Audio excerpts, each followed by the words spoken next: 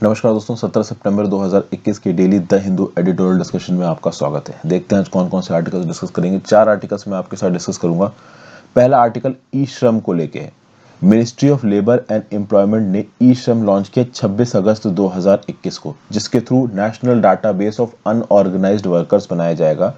ऐसा बोला जाता है कि हमारे देश में 398 टू 400 मिलियन अनऑर्गेनाइज्ड वर्कर्स है, मतलब लगभग 40 करोड़ आप कह लो लमसम अनऑर्गेनाइज्ड वर्कर्स हैं। अभी इन अनऑर्गेनाइज्ड वर्कर्स को पोर्टल पर रजिस्टर करना अपने आप में एक बहुत बड़ी बात है और इसके लिए ऑलरेडी बहुत लेट हो चुका है। हम we are very much late for it. तो क्या बताया गया इस आर्टिकल में, कुछ इंपॉर्टेंट पॉइंट्स हम इसको देखेंगे। वैसे तो national database of unorganised workers और ई श्रम पोर्टल, इसके बारे में मैंने करंट अफेयर्स में बात की है, बट एक डिटेल्ड व्यू पॉइंट यहाँ पे एक डिटेल्ड एनालिसिस दी गई है के आर श्याम सुंदर के द्वारा। तो इस पर्टिकुलर आर्टिकल को देखेंगे। प्रोफेसर है HRM एरिया में जेवियर इंस्टीट्यूट ऑफ मैनेजमेंट, बहुत अच्छे व्यू पॉइंट्स हैं इनके। नेक्स्ट जो आर्टिकल मैं आपके साथ डिस्कस करूंगा वो है two democracies and their vigilant problem. ये इंडिया की बात कर रहे हैं और यूएसए की बात कर रहे हैं। इंडिया में एक ऐसे कंटेक्स्ट को जोड़ रहे हैं, तो आपने देखा होगा कि अक्सर कर जो वैलेंटाइन डे के दिन कपल वगैरह कहीं पार्क वगैरह में बैठे बातचीत कर रहे होते तो उनको पकड़ के परेशान करना, लव जिहाद वालों को पकड़ना, ठीक है ना, कैटल ट्रक्स को रोक के लिंचिंग करना, अब इस प्रकार की बातें यहाँ पे लिख रखी। तो इसको विजिलेंटिज्म कहा गया है इंडिया के अंदर। इस प्रकार का विजिलेंटिज्म यूएसए में भी चलता है ऐसा बोल रहे हैं ऑथर, और यूएसए में एक ज्यादा बड़े लेवल पे चलता है। इनफैक्ट यूएसए में लीगल तरीके से चलता है, क्योंकि यूएस में एक कंसेप्ट है सिटीजन अरेस्टर। वैसे तो ये सिटीजन अरेस्ट वाला जो कंसेप्ट है वो शुरुआत इसकी इंग्लैंड में हुई है, लेकिन यूएस में भी है। मतलब इसमें कुछ ऐसे प्राइवेट इंडिविजुअल्स होते हैं जिनको ये ताकत दी जाती है लॉ के द्वारा कि आप सिटीजन को अरेस्ट कर सकते हो किसी भी दूसरे अंडर स्पेसिफिक सर्कमस्टांसेस। तो सरकार द्वारा बनाए गए नियम कानून अगर कोई सिटीजन नहीं मान रहा है तो उसको पुलिस वाला नहीं, प्राइवेट सिटीजन भी अरेस्ट कर सकता है। हालांकि उसकी कुछ टर्म्स एंड कंडीशंस हैं, कुछ डिफाइंड प्रोसीजर है, but yes, a private citizen can arrest for violation of law. तो सिटीजन अरेस्टर कंसेप्ट को कितने गलत तरीके से इस्तेमाल किया जा रहा है यूएसए के अंदर, उसके बारे में बात की गई है, इसको हम लोग देखेंगे। फिर ये जो ऑकस इनिशिएटिव है, ठीक है ना, ऑस्ट्रेलिया यूके यूएस वाला इनिशिएटिव, जिसमें यूएसए ने यूके की सिर्फ अलावा एक ही ऐसी कंट्री है जिसको अपनी न्यूक्लियर पावर्ड सबमरीन्स दी है। देखिए यूएसए की जो न्यूक्लियर पावर्ड सबमरीन्स की टेक्नोलॉजी है ना, वो बड़ी जबरदस्त है, बड़ी जबरदस्त है। अगर इंडिया को इस प्रकार की टेक्नोलॉजी मिल जाए तो मजा ही आ जाए, हालांकि हमारे पास अभी नहीं है। तो यूएसए ने इस टेक्नोलॉजी को अब तक केवल इंग्लैंड को दिया था, और इंग्लैंड के बाद अब बोला है कि हम ऑस्ट्रेलिया को ये टेक्नोलॉजी देंगे। तो ऑस्ट्रेलिया को जैसे ही बोला टेक्नोलॉजी देंगे तो फ्रांस को परेशानी हो गई, न्यूजीलैंड को परेशानी हो गई है। यहाँ पे चाइना का क्या एंगल निकल के आता है, चाइना तो बाद में बोलेगा इसके अगेंस्ट, ऑलरेडी न्यूजीलैंड और फ्रांस इसके अगेंस्ट बोल चुके हैं। इनफैक्ट फ्रांस और फ्रांस और ऑस्ट्रेलिया के बीच में जो $90 बिलियन की कन्वेंशनल सबमरीन्स की जो डील थी वो भी कैंसिल हो चुकी है। तो इस पर्टिकुलर इश्यू को समझने की कोशिश करते हैं। फिर एक टॉपिक एजीआर के ड्यूज को लेके है, ठीक है ना, एडजस्टेड ग्रॉस रेवेन्यू के ड्यूज को लेके, टेलीकॉम सर्विसेज प्रोवाइडर वाला। तो इस टॉपिक को मैंने कल डिस्कस किया है, तो मैं अलग से यहाँ पे आपसे डिस्कस नहीं कर रहा हूँ। मैंने आपको कल बहुत डिटेल में बताया था एडजस्टेड ग्रॉस रेवेन्यू के बारे में।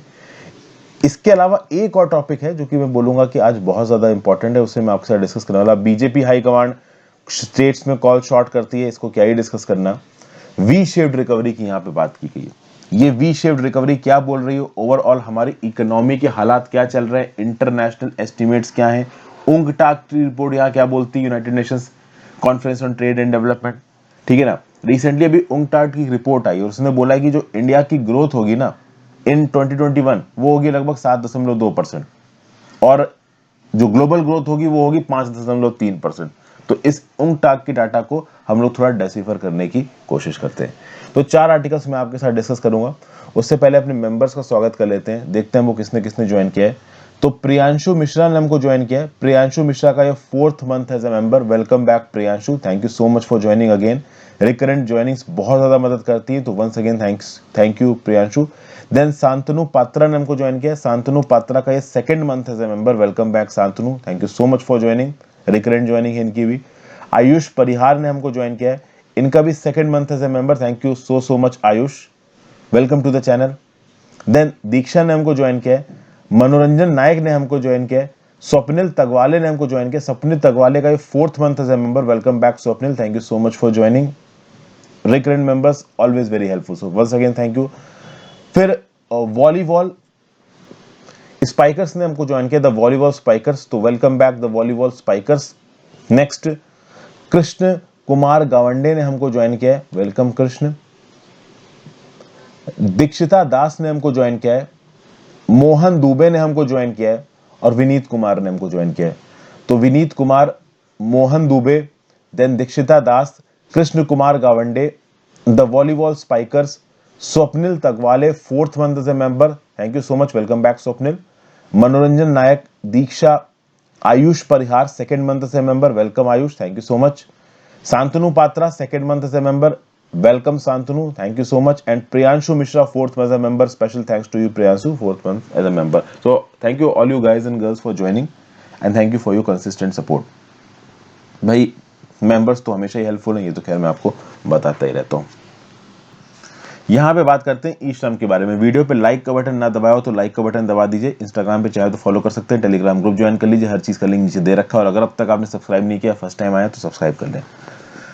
तो भाई 26 अगस्त 2021 ministry of labour and employment ने लॉन्च किया ई श्रम। ई श्रम क्या है? Web portal for creating a national database for unorganised workers. जैसे आधार डाटाबेस है ना, वैसे एक ऑनलाइन डाटाबेस क्रिएट किया जाएगा national database for unorganised workers के लिए, और इसको आधार के साथ जोड़ा भी जाएगा। और ऐसा बोला जा रहा है कि इसमें लगभग 39.8 to 40 crore unorganised workers create किए जाएंगे और उनको एक ई श्रम कार्ड इशू किया जाएगा। मतलब इस ई श्रम कार्ड के बेसिस पे वो बता सकते हैं कि हाँ भाई वो अनऑर्गेनाइज्ड कैटेगरी में आते हैं।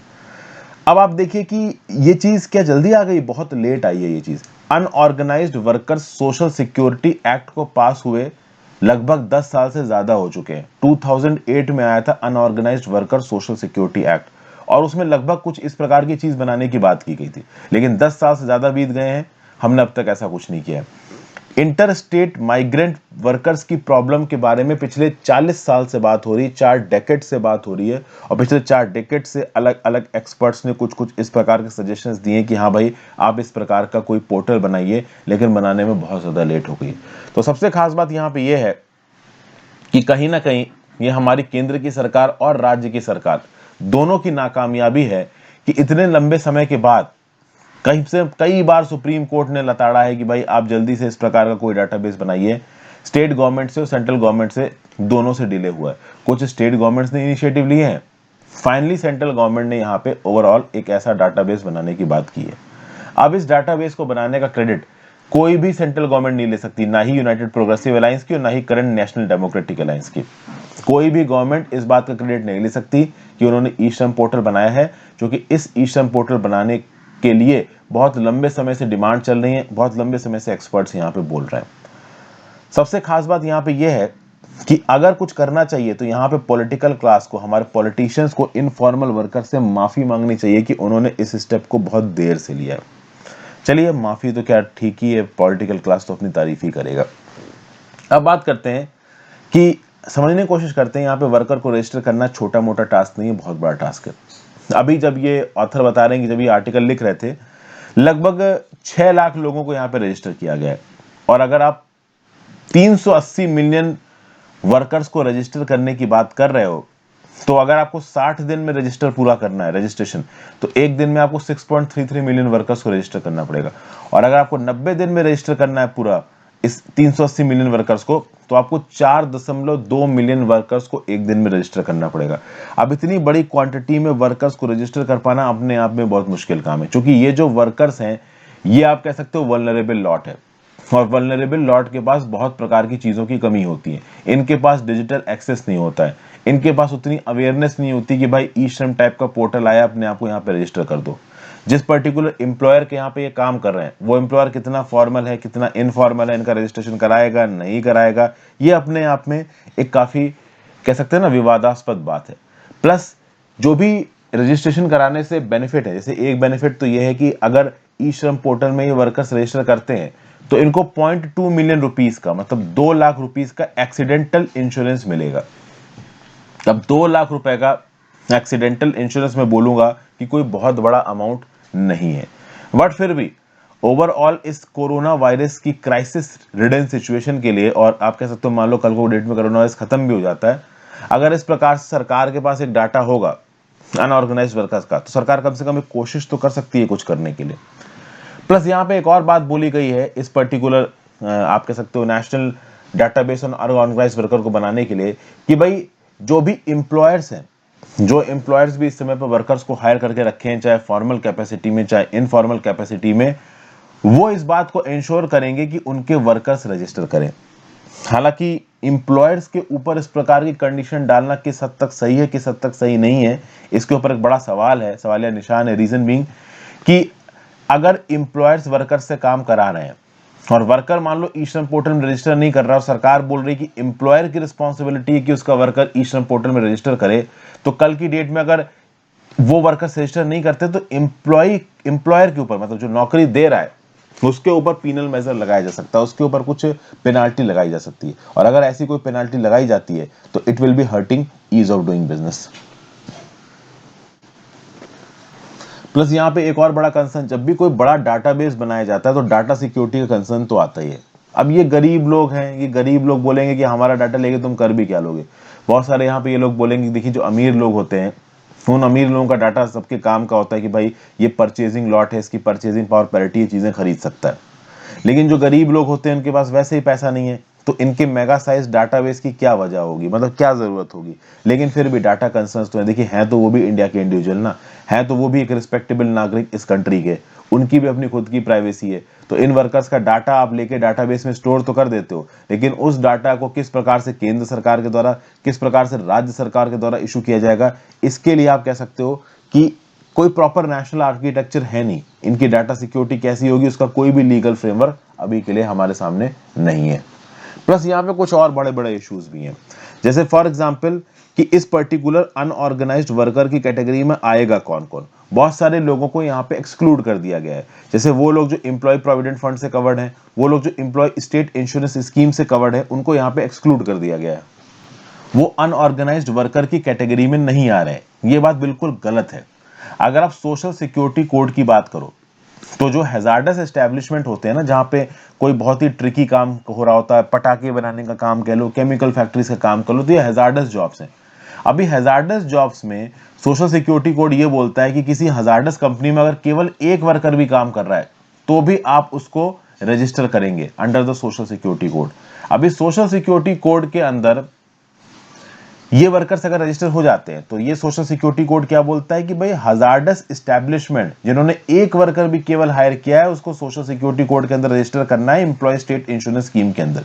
तो अगर ईएसआई स्कीम के अंदर आ गया ये हजार्डस वर्कर वाला तो ऑब्वियस सी बात है उसको इस डाटाबेस में एंट्री नहीं मिलेगी एनडीयूडब्ल्यू डाटाबेस में। अब ये बिल्कुल गलत है, चूंकि एम्प्लॉय स्टेट इंश्योरेंस फ्रेमवर्क के अंदर भी इस हजार्डस कंपनी में काम करने वाले जो कम से कम 10 से 20 लोग वाली कंपनियां हैं ना, उन्हीं के पास बेनिफिट्स पहुंच पाते हैं इस ईएसआई स्कीम के।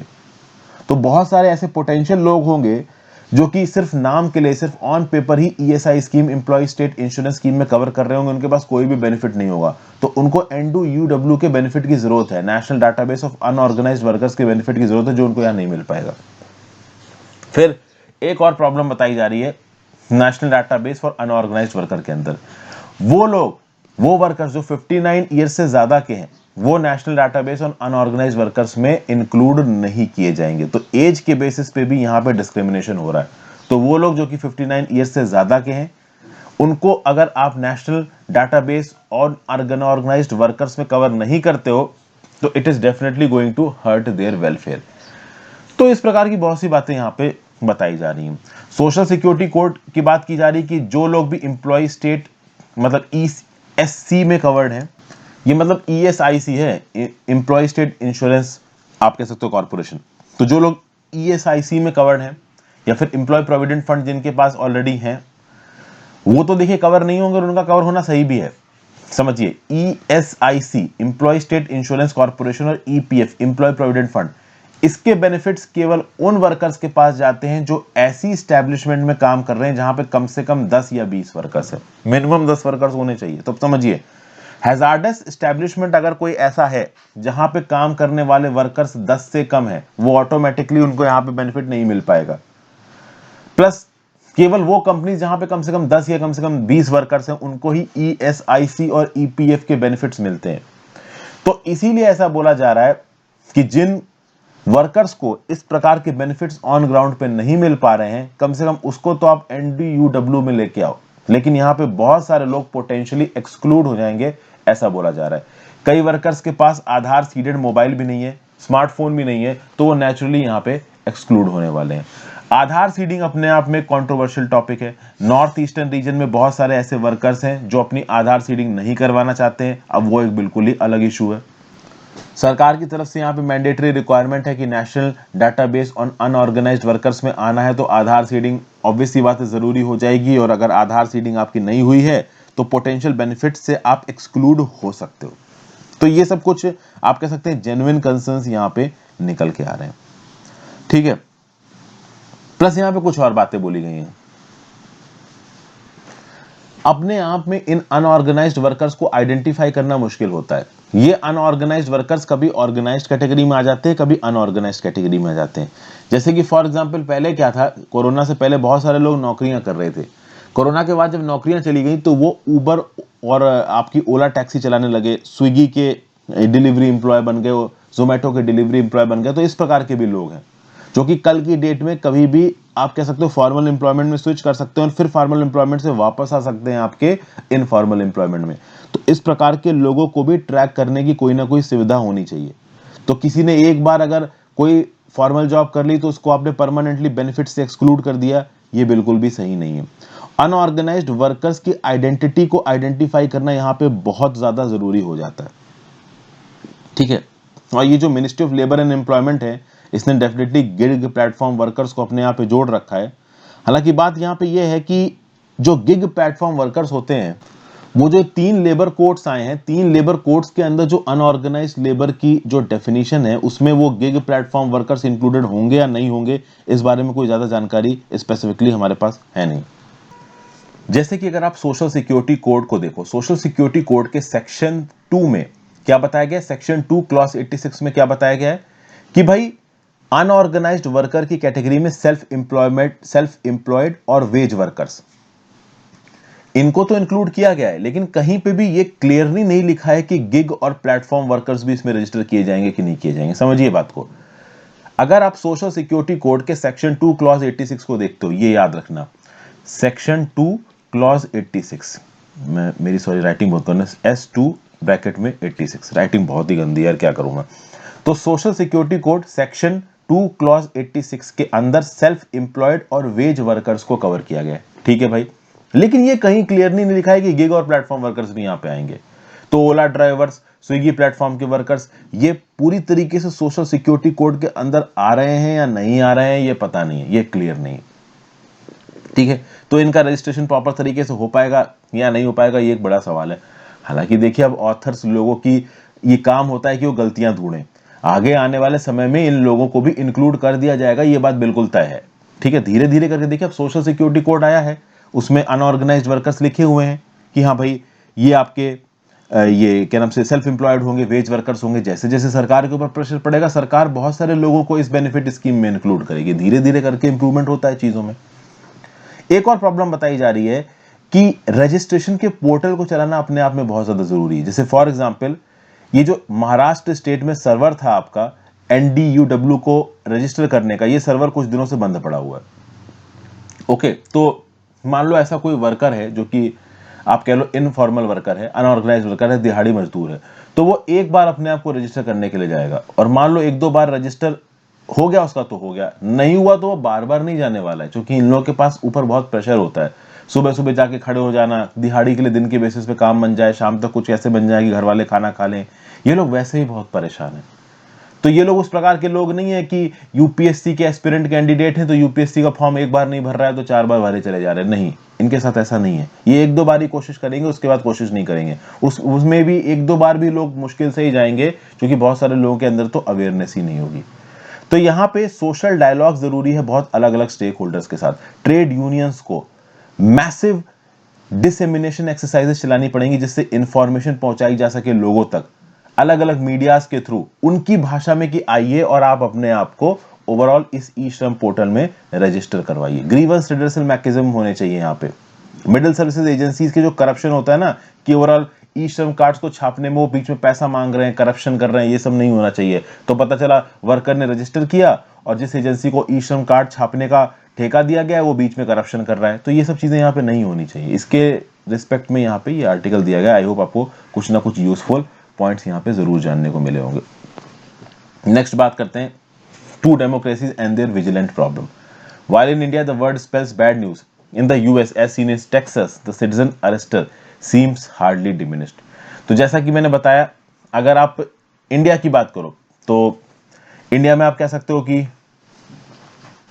हम है वर्ल्ड की लार्जेस्ट डेमोक्रेसी। तो वर्ल्ड की जो लार्जेस्ट डेमोक्रेसी होने के नाते हमारे यहाँ पे क्या सीन है कि भाई आपको वैलेंटाइन डे के दिन कपल को मारना, लव जिहाद वालों को पकड़ना, ड्राइवर्स को लिंच करना जो कि बीफ मीट लेके जा रहे हैं या फिर शक है कि बीफ मीट लेके जा रहे हैं, तो ये सब चीजें आप कह सकते हो कि विजिलेंटिज्म है इंडिया के अंदर। इसको एंटी डेमोक्रेटिक बोला जाता है और ये कॉन्स्टिट्यूशनल डेमोक्रेसी को नहीं दिखाता है, ये विजिलेंट बिहेवियर को रोकने की जरूरत है। लेकिन ये बोल रहे हैं कि at the same point of time अगर आप यूएस में जाते हो तो यूएस में विजिलेंटिज्म ओपन चल रहा है, ओपनली चल रहा है, मतलब ऐसा नहीं कि उसको कहीं से कहीं पे रोका गया है। अगर देखा जाए तो यूएस में कुछ ऐसे प्राइवेट नागरिक हैं जो अपने इनिशिएटिव पे सिटीजन्स को अरेस्ट कर सकते हैं, इनको सिटीजन अरेस्टर बोला जाता है। और ये जो पर्टिकुलर लॉ है ना, ये एक लीगल कन्वेंशन से निकला है। बेसिकली ये legal convention common law tradition England का पार्ट है जो कि 12th सेंचुरी का है। तो इस पर्टिकुलर कन्वेंशन के अंदर इंग्लैंड में कुछ सिटीजन अरेस्टर हुआ करते थे जो कि ऑन बिहाफ ऑफ मोनार्च काम करते थे, आज की डेट में सरकार के बिहाफ पे काम करते हैं। तो अगर सोसाइटी में कोई कुछ गलत कर रहा है तो एक प्राइवेट इंडिविजुअल भी उसको अरेस्ट कर सकता है। और सेम चीज यूएसए में भी कुछ प्राइवेट इंडिविजुअल्स को ताकत दी गई कि अगर सोसाइटी में कोई गड़बड़ फैला रहा है, लफड़ेबाजी कर रहा है, तो उसको अरेस्ट किया जा सकता है। हालांकि अगर आप अरेस्ट करोगे तो उसके लिए आपको प्रॉपर प्रोसीजर फॉलो करना है। अगर आपने गलत अरेस्ट कर लिया तो उसके लिए रिस्क भी आपके ऊपर लगाया जा सकता है। लेकिन फिर भी सिटीजन अरेस्टर को एक बहुत यूजफुल कंसेप्ट माना जाता है, क्योंकि सिटीजन अरेस्टर को ऐसा समझा जाता है कि he is adding the consolidation of a political system based on the rule of law. Rule of law के बेसिस पे एक ऐसे पॉलिटिकल सिस्टम को कंसोलिडेट कर रहे हैं जिससे सोसाइटी में शांति रहे, ठीक है ना, सब कुछ ठीक ठाक चलता रहे। इसलिए यहाँ पे सिटीजन अरेस्टर के कंसेप्ट को जस्टिफाई किया गया। इंडिया में भी सिटीजन अरेस्टर का कंसेप्ट नहीं है, यूएस और यूके जैसी कंट्रीज में। और इसीलिए आप देखोगे कि इस पर्टिकुलर सिस्टम का बहुत बार पोटेंशियली अब्यूज भी किया जाता है, सरकार इसका गलत प्रकार से इस्तेमाल करती है। तो इसलिए यूएस में भी एक बहुत लंबी बहस चली है कि इस सिटीजनशिप अरेस्टर के कंसेप्ट के स्कोप को और एलिजिबिलिटी को बहुत लिमिटेड करना चाहिए, बहुत रिस्ट्रिक्ट करना चाहिए। बट प्रॉब्लम यहाँ पे ये है कि ओवरऑल इसको रिस्ट्रिक्ट नहीं किया जा रहा है, ऐसा लग रहा है कि इसको बढ़ाया जा रहा है। रिसेंटली जो आप देखोगे टेक्सास का स्टेट है, जो टेक्सास का लेजिस्लेचर है, उसने एक बिल पास किया जिसका नाम है SB 8 बिल। मैं यहां लिख देता हूं, टेक्सास के लेजिस्लेचर ने एक बिल पास किया SB 8 बिल। इस SB 8 बिल को हार्ट बीट बिल भी बोला गया है। अब आप बोलोगे हार्ट बीट बिल, दिल की धड़कन, तो हार्ट बीट बिल इसलिए बोला गया है, देखिए टेक्सास के गवर्नर ग्रेग एबॉट ने इस पे अप्रूवल भी दे दिया है मई 2021 में। इसमें यह बोला गया है कि 6 हफ्ते के बाद अबॉर्शंस अलाउड नहीं होंगे, क्योंकि ऐसा होता है कि जब मां प्रेग्नेंट होती है, एक लड़की या फिर एक लेडी वुमेन जब प्रेग्नेंट होती है तो लगभग 6 हफ्ते के बाद जो उसका फीटस है ना, वहां पे एक हार्ट बीट सी आ जाती है। तो उस 6 हफ्ते के बाद अगर आप अबॉर्शन करते हो तो आप उसकी हार्ट बीट रोक रहे हो बच्चे की, इसलिए आप अबॉर्शन नहीं कर सकते। अब यहां पे एक जंग छिड़ गई है, किसके किसके बीच में? एक तरफ है प्रो अबॉर्शन ग्रुप और एक तरफ है pro life group. Pro abortion group क्या बोल रहे हैं कि भाई एक लेडी के पास, एक वुमेन के पास ये राइट होना चाहिए कि वो अपना अबॉर्शन करवा सके। दूसरी तरफ है pro life group. Pro life group क्या बोल रहे हैं कि नहीं भाई, आपको अबॉर्शन की आजादी नहीं है, आप अबॉर्शन नहीं करवा सकते, अगर आप अबॉर्शन कराओगे तो आप एक जान को ले लोगे। और ये इस तरीके की बातें इंडिया में भी अबॉर्शन को लेकर अक्सर कर होती हैं, बट ये यहाँ पे यूएस पे हो रही। समझिए यूएस सबसे पुरानी डेमोक्रेसी, सबसे एडवांस्ड कंट्री, जहाँ पे लोगों के थॉट प्रोसेस को बहुत, आप समझ लो, ब्रॉड माना जाता है, किसी प्रकार के दकियानूसी ख्यालात नहीं है। सोचिए एक ऐसी कंट्री की बात हो रही है यूएसए की, इंडिया की बात नहीं हो रही। इंडिया में तो फिर भी कंजर्वेटिज्म बहुत ज्यादा है। तो यहाँ पे 5 एस्पेक्ट्स को समझने की बात है। ऑथर बोल रहा है अगर आप इस अबॉर्शन बिल को लाने देते हो और 6 हफ्ते के बाद अबॉर्शंस को बैन कर देते हो तो it deprives women of the right over their own bodies. सबसे खास बात यह है कि एक वुमेन का अपने खुद के शरीर के ऊपर एक हक है, उसको प्रेग्नेंट होना है, नहीं होना है, उसको अबॉर्शन कराना है, नहीं कराना है। तो अगर आप 6 हफ्ते के बाद अबॉर्शंस बैन करते हो तो women's right over their own bodies को आप वायलेट कर रहे हो। पहली चीज तो ये है। अब सबसे खास बात यहाँ पे ये है कि वो वुमेन जो प्रेग्नेंट हो जाती है उनके पास 6 हफ्ते के बाद अबॉर्शन का ऑप्शन नहीं रहेगा, ठीक है। तो इसमें फिर अगर मान लो उनको किसी भी हाल में अबॉर्शन करवाना ही है तो अब वो लीगल तरीके से तो करवा नहीं सकती, तो फिर वो इलीगल तरीके से अबॉर्शन करवाएंगे, तो इलीगल अबॉर्शन एजेंसी यहाँ पे आगे बढ़ेगी। और इलीगल अबॉर्शन एजेंसी में बहुत सारे रिस्क एसोसिएटेड है, कभी कभी माँ या फिर जो लेडी प्रेग्नेंट है उसकी जान भी चली जाती है, समझ गए। प्लस तीसरा फैसेट इस बिल में ये है, टेक्सास वाले SB 8 में, कि भाई किसी ने भी उस अबॉर्शन में अगर ओवरऑल मदद की है तो उसको रिस्पॉन्सिबल ठहराया जा सकता है। तो अगर एक उबर ड्राइवर उस लेडी को बैठाल के अबॉर्शन क्लिनिक तक लेके जाता है तो उस उबर ड्राइवर को भी जेल में डाला जा सकता है। उस क्लिनिक में काम करने वाले रिसेप्शनिस्ट, नर्स, डॉक्टर, इनको तो डाला ही जा सकता है। और सबसे खास बात यह है कि जब सुप्रीम कोर्ट ऑफ USA में ये केस पहुंचा तो इस केस को एंटरटेन करने से मना कर दिया गया। टेक्सास एंटी अबॉर्शन लॉ को एंटरटेन करने से मना कर दिया गया। 5 में से 4 जज ने बोला कि ठीक है भाई, टेक्सास एंटी अबॉर्शन लॉ सही है। केवल एक जज ऐसी थी, सोनिया सोटोमेयर, जिसने बोला कि नहीं ये सही नहीं है, ये एक ऐसा लॉ है जो कि कॉन्स्टिट्यूशनल राइट्स ऑफ वुमेन को वायलेट करता है। मतलब जो जुडिशरी है आपकी USA की सुप्रीम कोर्ट, वो तक इस प्रकार के लॉ के अगेंस्ट कुछ नहीं बोल रही है। मतलब वो भी ये चाहते हैं कि एंटी अबॉर्शन लॉ आए, 6 हफ्ते के बाद अबॉर्शंस ना हो। तो यहाँ पे प्रो लाइफ जरूर आप बात कर रहे हो कि आप एक बच्चे की जान नहीं ले रहे हो, लेकिन आप एंटी वुमेन बात कर रहे हो। रीजन बीइंग कि फिर यहाँ पे जो वुमेन्स की आप कह सकते हैं बॉडीली राइट्स हैं, वो डेफिनेटली यहाँ पे वायलेट होंगे। अब यहाँ पे एक और पैटर्न पकड़ने की जरूरत है। ये जो एंटी अबॉर्शन लॉ आया, ये आया टेक्सास में, और Texas is ruled by Republicans, और रिपब्लिकन्स की जो अप्रोच रही है वो हमेशा से कंजर्वेटिव रही है। अगर आप यहाँ पे डोनाल्ड ट्रंप का राज देखो, डोनाल्ड ट्रंप एक रिपब्लिकन थे, और एज अ रिपब्लिकन उनकी बहुत कंजर्वेटिव अप्रोच रही है। तो आप कह सकते हो this is a sort of conservative approach. और टेक्सास में जब इस लॉ को पास करवाया जा रहा था तो डेमोक्रेट्स ने इसको अपोज भी किया था।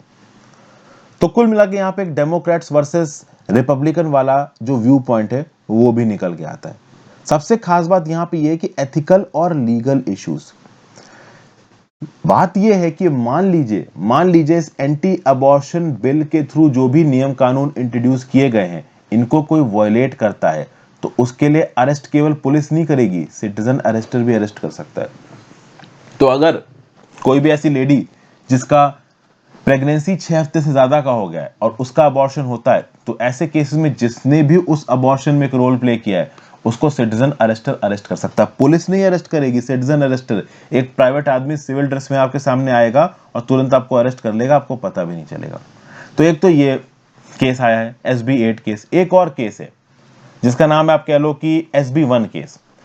ये जो SB 1 केस है ये भी टेक्सास का है, और this is concerning the reforms of the voting law in Texas. Texas में किस प्रकार से वोटिंग पड़ेगी उसमें रिफॉर्म्स की बात कर रहे हैं यहाँ पे, और कुछ ऐसे रिफॉर्म्स है जो कि अर्लियर ईयर्स के गेन को हटा देते हैं। SB 1 में क्या बोला जा रहा है कि अब अगर आप मेल के थ्रू वोटिंग करते हो, पोस्टल तरीके से वोटिंग करते हो, तो आपको नई ID रिक्वायरमेंट्स लगेंगी, ठीक है। नए रूल्स होंगे यहाँ पे वोटर असिस्टेंस के, वोटर्स के मंथली चेक्स होंगे। अब आप याद करिए कि जब इलेक्शंस चल रहे थे USA में, जो रिपब्लिकन नॉमिनी थे मिस्टर डोनाल्ड ट्रंप, वो इस वोटिंग बाय मेल के प्रोसीजर के ऊपर कितने सवाल उठा रहे थे कि एक्चुअली में वोटिंग बाय मेल जो माइनॉरिटी वोटर्स होते हैं ना, उनको काफी सपोर्ट करता है। अब बात यह है कि इस वोटिंग बाय मेल के तरीके के ऊपर बहुत गाज सी गिर रही है, किसकी तरफ से? रिपब्लिकन्स की तरफ से। और रिपब्लिकन्स ने टेक्सास में एक प्रॉपर नियम कानून पास करवा दिया इसके लिए कि नहीं भाई, हम इस वोटिंग के प्रोसेस को रिफॉर्म करेंगे। डेमोक्रेट्स नाराज हो गए, लेकिन अगर आप लेजिस्लेचर देखोगे टेक्सास का, तो डेमोक्रेट्स माइनॉरिटी में। तो डेमोक्रेट्स को लगा कि इसको रोकने का एक ही तरीका है, एक काम करते हैं, फ्लाइट पकड़ के हम लोग टेक्सास से बाहर निकल जाते हैं। तो जब हम टेक्सास से बाहर निकल जाएंगे तो कोरम नहीं होगा लेजिस्लेचर में। जब लेजिस्लेचर में कोरम नहीं होगा, मतलब मिनिमम अटेंडेंस नहीं रहेगी प्रोसीडिंग्स के लिए, तो ये बिल नहीं पास करवा पाएंगे। तो ये लोग क्या करे, वॉशिंगटन DC चले गए। डेमोक्रेट जितने भी आप कह लो हाउस ऑफ, मतलब डेमोक्रेट जितने भी रिप्रेजेंटेटिव्स थे आपके टेक्सास के, ये आपके लेजिस्लेचर के, वो सब टेक्सास छोड़ के वॉशिंगटन DC चले गए। तो यहाँ पे जो स्पीकर है ना, समझिए कितनी बड़ी बात है, यहाँ पे जो स्पीकर था आपका लेजिस्लेचर का ऑफ टेक्सास, डेड फैलन, इसने वारंट इशू कर दिया। इसने सार्जेंट को ये पावर दी कि तुम अरेस्ट करो, इन मिसिंग रिप्रेजेंटेटिव्स को हमारे सामने लेके आओ। सोचिए, लेजिस्लेचर में टेक्सास के SB 1 बिल पास हो रहा है वोटिंग रिफॉर्म्स को लेके। रिपब्लिकन्स मेजॉरिटी में, डेमोक्रेट्स अपोजिशन में, माइनॉरिटी में। डेमोक्रेट्स को लगा कि ये बिल ना पास हो जाए, तो इसको रोकने के लिए काम करो, ये फ्लाइट पकड़ के वॉशिंगटन DC भाग गए ताकि कोरम ना हो। कोरम नहीं होगी तो मीटिंग नहीं होगी, तो SB 1 बिल पास नहीं होगा। तो जब कोरम नहीं हो पा रहा था तो स्पीकर डेड फेलन इतना परेशान हो गए कि उन्होंने सर्जेंट अल आर्म्स को ऑर्डर इशू किया कि जितने भी रिप्रेजेंटेटिव गायब हैं इनको अरेस्ट करके यहाँ पे लेके आओ। बहुत सारे तो लेजिस्लेटिव रिप्रेजेंटेटिव्स का ये बोलना है कि हमको पुलिस से अरेस्ट होने में उतना डर नहीं लग रहा जितना हमको ये सिटीजन अरेस्टर से अरेस्ट होने में डर लग रहा है। तो मतलब इस प्रकार का विजिलेंटिज्म यूएस में भी चल रहा है और ये विजिलेंटिज्म इंडिया से भी ज्यादा डेंजरस है, बस यही बताया गया। तो SB 1 बिल की बात कर ली हमने और SB 8 बिल की बात कर ली। हार्ट बीट बिल हो सकता है कहीं पे आपसे पूछ दिया जाए कि heart beat bill recently pass हुआ है, ये कौन से फील्ड से रिलेटेड है, तो हो सकता है 4 फील्ड दे दिया जाए, एड्स, प्रेगनेंसी, कैंसर, 4-5 ऐसे भी, या फिर ये पूछ दिया जाए कि ये कौन सी कंट्री से रिलेटेड है। तो ये याद रखिएगा, हालांकि कम पूछे जाते हैं ऐसे सवाल, लेकिन अगर मुश्किल सवाल बनाना हो यूपीएससी में तो यूपीएससी को भी पूछ सकता है। वो पूछ सकता है कि भाई हार्ट बीट बिल किससे रिलेटेड है, ये न्यूज में रहा है, कहाँ का है। Definitely UPSC can ask. SB 1 बोला जाता है इसको, एक SB 8 बिल है, SB 8 बिल बोला जाता है, SB 1 बिल ये आपका वोटिंग रिफॉर्म से रिलेटेड था। ठीक है भाई, नेक्स्ट बात करते हैं, अपने अगले आर्टिकल पे आते हैं। आई होप आपको चीजें समझ में आ रही हो, चीजें समझ में आ रही हो तो नीचे कमेंट बॉक्स में बताते जरूर रखना कि हाँ भाई the things are getting clear to you. Next is 3 company the Indo Pacific would be better served by broader strategic cooperation initiatives. मेरा आपसे एक सवाल है, ठीक है ना, मेरा आपसे एक सवाल है। एक सासेक नाम का ऑर्गेनाइजेशन होता है, सासेक, SASEC। इसका फुल फॉर्म आप मुझे नीचे कमेंट बॉक्स में बताइए और मुझे बताइए कि सासेक नाम के ऑर्गेनाइजेशन में कौन कौन सी कंट्रीज आती हैं। ठीक है, जस्ट मैंने आपसे पूछ लिया। ओके, तो सासेक नाम के ऑर्गेनाइजेशन में कौन कौन सी कंट्रीज हैं, ओवरऑल ये कौन से रीजन को रिप्रेजेंट करता है, व्हाट इज इट्स मेंबरशिप, इसका कॉन्सेप्ट कब इवॉल्व हुआ, इन सब चीजों के बारे में एक ब्रीफ जानकारी आप मुझे नीचे कमेंट बॉक्स में बताओ, थोड़ा बहुत आपका इससे रिवीजन ही हो जाएगा। चलिए चालू करते हैं अपने इंडो पैसिफिक आर्टिकल से। यहां पे ये बताया जा रहा है कि भाई इंडो पैसिफिक के डोमेन में यूएस और यूके मिल गए और ऑस्ट्रेलिया मिल गए और उन्होंने अपनी ट्राइलेटरल सिक्योरिटी पार्टनरशिप अनाउंस की जिसको बोला गया ऑकस। ऑकस क्या करेगा, तो फ्रीडम इंश्योर करेगा, ओपननेस इंश्योर करेगा इंडो पैसिफिक रीजन में। ठीक है भाई, इंडो पैसिफिक रीजन में ओपननेस इंश्योर करेगा, स्ट्रेटेजिक एनवायरनमेंट को इवॉल्व करेगा according to Joe Biden.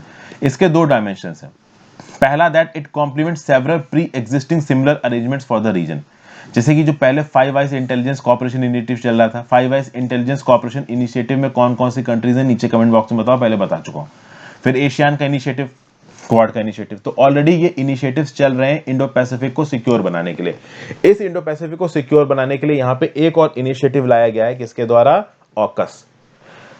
UK, USA, Australia. आप देखिए इस प्रकार के इनिशिएटिव्स को आपको एक ब्रॉड तरीके से समझने की जरूरत है। आपको पता है ना कि लगभग पिछले साल से, ये 2020 से ही, ये जो ऑस्ट्रेलिया है ये बहुत हद तक चाइना को पुश बैक कर रहा है। एक इकोनॉमिक लड़ाई सी हो गई थी चाइना ऑस्ट्रेलिया के बीच में। चाइना ने कुछ इकोनॉमिक सैंक्शंस भी लगाए हैं ऑस्ट्रेलिया के ऊपर। अगर आप न्यूज लंबे समय से फॉलो कर रहे हो, कम से कम पिछले 7-8 महीने की, तो आपको ये सारी बातें जो मैं बोल रहा हूं वो पता होंगी। तो ऑस्ट्रेलिया ये सब किसके दम पे कर रहा था, ऑस्ट्रेलिया को कुछ ना कुछ तो एश्योरेंसेस मिले होंगे ना यूएसए से, डेफिनेटली मिले थे, उसी के दम पे तो ऑस्ट्रेलिया चाइना से पंगा ले रहा था। और अब यूएस ने अपने प्रॉमिस को पूरा भी किया है। यूएस ने बोला है कि जो न्यूक्लियर पावर्ड सबमरीन की टेक्नोलॉजी है आपकी यूएसए की, वो ऑस्ट्रेलिया को दी जाएगी। अगर ये टेक्नोलॉजी इंडिया को मिल जाए मजा आ जाएगा।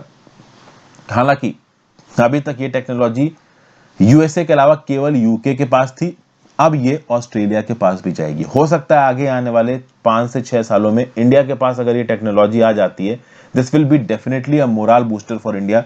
क्योंकि कन्वेंशनल सबमरीन हमारे पास बहुत हैं, लेकिन जो ये यूएस की न्यूक्लियर पावर्ड सबमरीन की टेक्नोलॉजी है, कहीं ना कहीं इसकी इंडिया के पास कमी है। हमारी नेवी की अगर आप ताकत देखोगे चाइना की नेवी के रिस्पेक्ट में, तो कहीं ना कहीं हम डिसएडवांटेजेस पोजीशन में हैं, ये बिल्कुल बात सही है।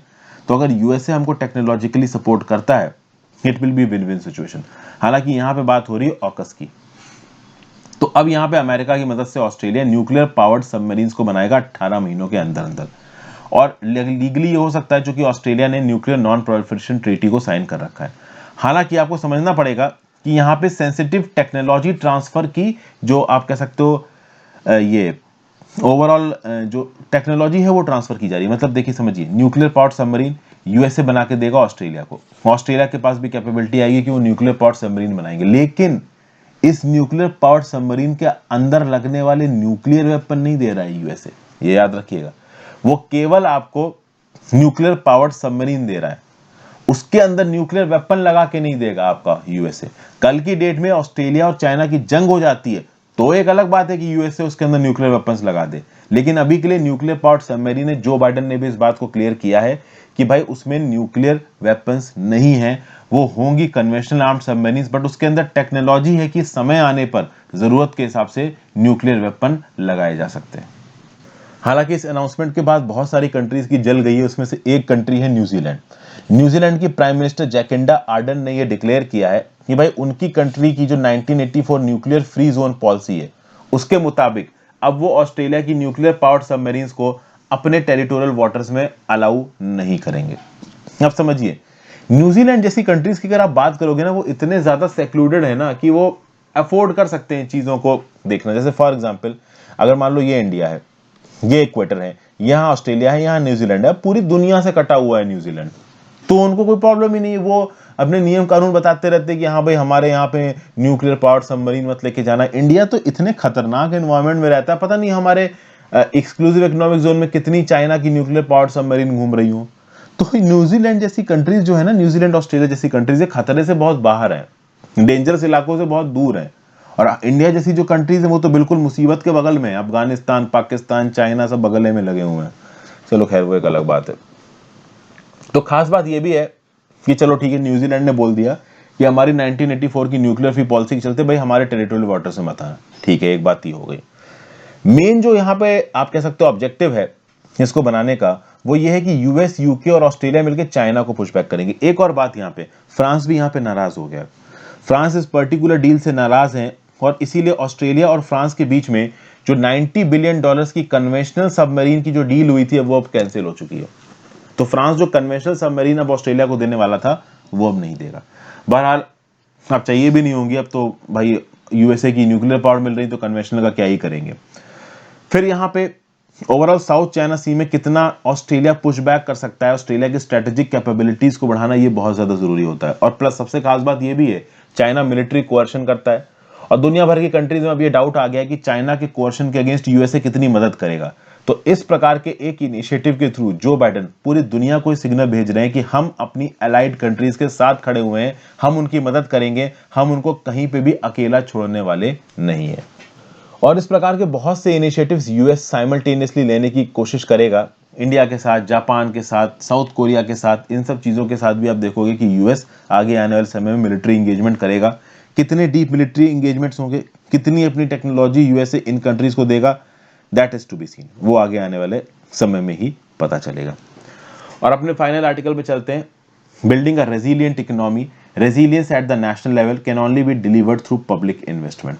तो भैया पब्लिक इन्वेस्टमेंट मतलब सरकारी खर्चे के थ्रू ही रेजिलियंस आ सकता है। ठीक है भाई, देखते हैं कैसे आ सकता है। वी शेप रिकवरी की यहाँ पे बात हो रही है। नेशनल स्टैटिस्टिकल ऑफिस ने बोला कि अप्रैल से जून वाले क्वार्टर में जो हमारी इकोनॉमी है ना, वो 20.1% बढ़ी है। मतलब अप्रैल से जून 2021 में जो हमारी इकोनॉमी है वो 20.1% से बढ़ी है। किसके रिस्पेक्ट में? अप्रैल से जून 2020 के रिस्पेक्ट में। अब ये अलग बात है कि अप्रैल से जून 2020 में जो इकोनॉमी थी वो 24.4% घटी थी। किसके रिस्पेक्ट में? अप्रैल से जून 2019 के रिस्पेक्ट में। तो अप्रैल से जून 2019 के रिस्पेक्ट में, अप्रैल से जून 2020 में 24.4% इकोनॉमी नीचे गई है, लेकिन अप्रैल से जून 2020 के रिस्पेक्ट में अप्रैल से जून 2021 में इकोनॉमी 20.1% ऊपर गई है। ये नेशनल स्टैटिस्टिकल ऑफिस का बोलना है। और इस प्रकार के एस्टिमेट्स को UNCTAD भी सपोर्ट कर रहा है अपनी रिपोर्ट में। UNCTAD मतलब United Nations conference on trade and development. इनका ये बोलना है कि 2021 में जो ग्रोथ होगी वो 5.3% होगी और जो इंडिया की ग्रोथ होगी वो 7.2% होगी। पहला क्वार्टर ऑफ 2021 1.9% की ग्रोथ, और on the back of momentum of second half of 2020 and supported by government spending in goods and services। तो ये जो 2021 का पहला क्वार्टर है इसमें इंडिया ने 1.9% की इकोनॉमिक ग्रोथ दिखाई है, ऐसा यहाँ पे बोल रहा है UNCTAD। हालांकि UNCTAD का ये भी बोलना है कि चूंकि सेकेंड वेव ऑफ पैंडेमिक ने बहुत जबरदस्त तरीके से इंडिया पे झटका मारा था तो थोड़ी इंडिया की ग्रोथ रुक गई है, लेकिन उसके बाद भी अकॉर्डिंग टू UNCTAD इंडिया की ग्रोथ 2021 में 7.2% एस्टिमेटेड है, जो आप कह सकते हो कि अब तक दुनिया में वन ऑफ द फास्टेस्ट ही है। चाइना जितनी नहीं होगी but one of the fastest है। लेकिन ये उतनी सफिशिएंट नहीं है कि प्री कोविड इनकम लेवल को हम लोग मीट कर सकें। तो 2019 में जो हमारी इकोनॉमी का साइज था, जो हमारी नेशनल इनकम थी, जो लोगों की कमाई थी, उस लेवल की कमाई तक हमें 7.2% में नहीं पहुंच सकते, बट चलिए कोई बात नहीं। फिर ये भी बताया जा रहा है कि हो सकता है 7.2% की ग्रोथ के बाद 2022 में जो ग्रोथ है वो 6.7% पे आ जाए। और ये तब बात की जा रही है कि जब पैंडेमिक फुल्ली अंडर कंट्रोल होगा। तो 2022 में अगर पैंडेमिक पूरी तरीके से कंट्रोल में आ भी जाता है कोरोना, तब भी जो ग्रोथ होगी ना ओवरऑल, आप देख सकते हो 6.7% ही होगी इंडियन इकोनॉमी की 2022 में, ऐसा उंगटैट का बोलना है। इंडिया के लिए यहाँ पे कुछ पॉजिटिव बातें भी बताई गई हैं। जैसे फॉर एग्जांपल इंडिया ने WTO का वेवर मांगा था, ट्रिप्स वेवर मांगा था कोरोना की वैक्सीन के लिए, कि दुनिया भर में जो कोरोना की वैक्सीन है उनको ट्रिप्स वेवर दिया जाए, उनको हम भी बना सके। हालांकि उसको जिस समय पे दिया जाना था उस समय पे दिया नहीं गया है, पूरी की पूरी सेकेंड वेव निकल गई है, थर्ड वेव में हम लोग ऑलरेडी चल रहे हैं। हम लोग ट्रिप्स वेवर लंबे समय से मांग रहे थे। फाइजर और मॉडर्ना जैसी वैक्सीन अगर इंडिया में दी जाती तो चीजें कितनी आसान हो जाती। अब दी नहीं गई, अब कब दोगे भाई? जब ओवरऑल इंडिया में कोविशील्ड से वैक्सीनेशन हो चुका होगा तब दोगे ट्रिप्स वेवर? क्या मतलब है ट्रिप्स वेवर की बात करने का? डेवलप्ड कंट्रीज इसको देने वाली नहीं है, तो कॉन्सेप्ट वैसे ही बेकार हो गया।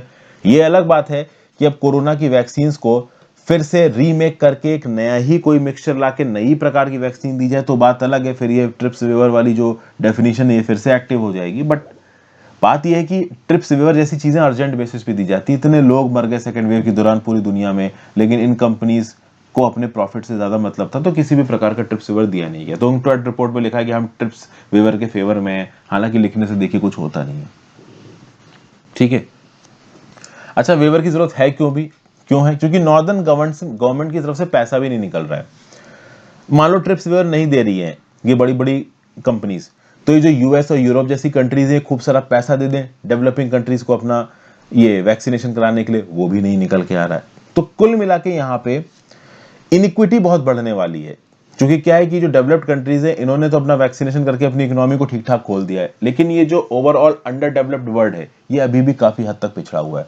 डेवलपिंग कंट्रीज के ऊपर बहुत सारे कंस्ट्रेंट्स अभी भी लगे हुए हैं। ओवरऑल इंटरनेशनल कम्युनिटी की यहाँ पे मदद आनी चाहिए। डेवलप्ड कंट्रीज को अपनी रिस्पॉन्सिबिलिटी लेके डेवलपिंग कंट्रीज की मदद करनी चाहिए, बट ऐसा एक्चुअली में हो नहीं पा रहा है। फिर क्या बोला जा रहा है? हमारे देश में अगर नेशनल लेवल की बात की जाए तो अगर रेजिलियंस लेके आना है कोविड-19 के अगेंस्ट तो पब्लिक इन्वेस्टमेंट के थ्रू ही लाना पड़ेगा। पब्लिक इन्वेस्टमेंट मतलब सरकार को पैसा इंफ्यूज करना पड़ेगा इकोनॉमी में।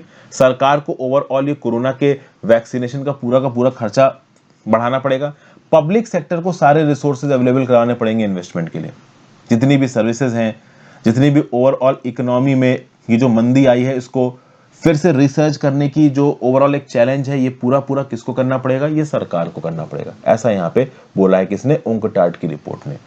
Revisiting a theme that the report, now in its 40th year, has long been promoting the challenge of mobilizing financial resources for sustained growth is seen as too important to be left solely to market forces. तो ये जो भारत सरकार बोलती है कि हाँ भाई privatisation के चलते हम लोग इन्वेस्टमेंट लेके आ पाएंगे, सरकारी इन्वेस्टमेंट की उतनी जरूरत नहीं है, ये सब चीजें नहीं चल पाएंगी। यहाँ पे सरकारी इन्वेस्टमेंट से ही काम होगा। मार्केट फोर्सेस के हिसाब से कोरोना के समय पे इन्वेस्टमेंट बहुत कम आने वाली है, ऐसा यहाँ पे बोला जा रहा है। फिर यहाँ पे क्या बोल रहा है उंगटाट बोल रहा है कि एक ऐसा फाइनेंशियल सिस्टम बनना चाहिए जहां पे पब्लिक बैंक को ज्यादा इंपॉर्टेंस दी जाए। जो सरकारी बैंक है वो ज्यादा पैसा मार्केट में इन्फ्यूज करें।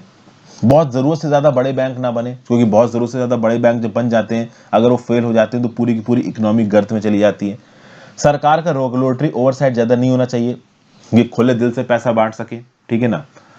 अब खुले दिल से पैसा बांटोगे, प्रॉफिटेबिलिटी कहां जाएगी? ये उंगटाट ने बताया नहीं है।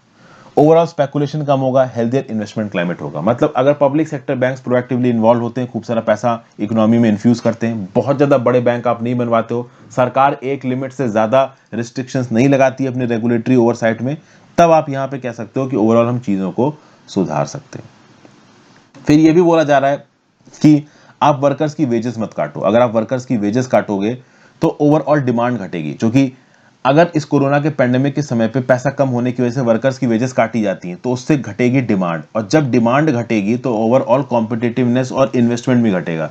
क्योंकि डिमांड घटेगी तो लोगों की जो सप्लाई चेन है वो भी तो डिस्टर्ब होगी। अभी एक इंसान की वेज पहले 2,000 रुपए थी, अगर उसको 1,000 कर दोगे, 1,500 कर दोगे तो कम चीजें खरीदेगा तो डिमांड घटेगी तो इन्वेस्टमेंट भी तो घटेगा, फिर लोग ज्यादा चीजें बनाएंगे नहीं। फिर मिनिमम वेजेस से रिलेटेड लेजिस्लेशन लाने की जरूरत है, लेबर लेजिस्लेशन लाने की जरूरत है, ताकि लेबर को गलत तरीके से एक्सप्लॉइट ना किया जाए। लेकिन फिर वही बात हो गई कि अगर आप लेबर प्रो रिफॉर्म्स लेके आते हो इंडिया जैसी कंट्रीज, तो फिर भाई हम कॉम्पिटिटिवनेस कैसे रख पाएंगे वियतनाम जैसी कंट्रीज से? हम बड़े बड़े कॉर्पोरेट्स को अपने यहाँ पे कैसे बुला पाएंगे? क्योंकि बड़े बड़े कॉर्पोरेट्स तो इंडिया में धंधा तभी खोलेंगे जब वो इंडिया के लेबर को एक्सप्लॉइट कर सके। किसी को दान धर्म की नहीं पड़ेगी, हाँ भाई वो इंडिया के लेबर के राइट्स का ध्यान रखेंगे, उनको सही समय पे पैसा वगैरह देंगे, कुछ नहीं।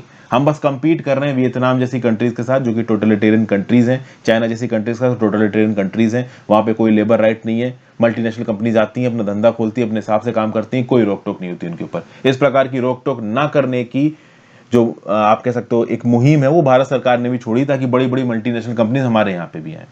और ये मल्टीनेशनल कंपनी दान धर्म में नहीं आती, ओवरऑल वर्कर्स को परेशान करती हैं। एप्पल की कोई एक सब्सिडरी थी ताइवान की, जो कि इंडिया में मैन्युफैक्चरिंग कर रही थी एप्पल किसी कंपोनेंट की, उसने कैसे वर्कर्स को परेशान किया साउथ इंडिया में, इसके बारे में कुछ दिन पहले चीजें न्यूज में थी। So thank you for watching friends, I hope आपको कुछ ना कुछ यूजफुल यहाँ पे जानने को मिला हो। अपने व्यू पॉइंट नीचे कमेंट बॉक्स में जरूर दीजिएगा, ज्यादा से ज्यादा लोग साथ इस वीडियो को शेयर करें, और चाहे तो इंस्टाग्राम पे फॉलो कर सकते हो, और डेफिनेटली फ्रेंड्स ज्वाइन बटन जरूर दबाओ, that would be specifically very very helpful. Have a great day, good bye.